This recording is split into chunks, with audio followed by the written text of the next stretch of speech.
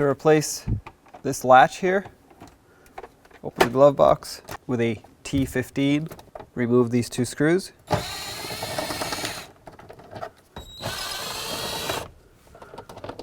And then pull out.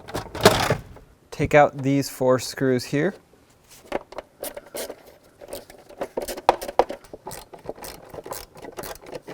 Okay, remove this cover. And take off these 4 screws that hold the latch.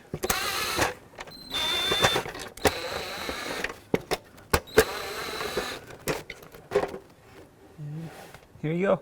Line up the new one. Start all 4 screws. Tighten them up. Put this piece back.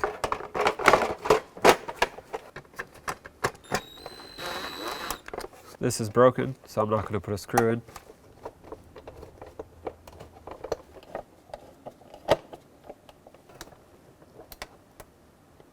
Make it tight. And reattach this over here. Put the 2 screws back. And test it out.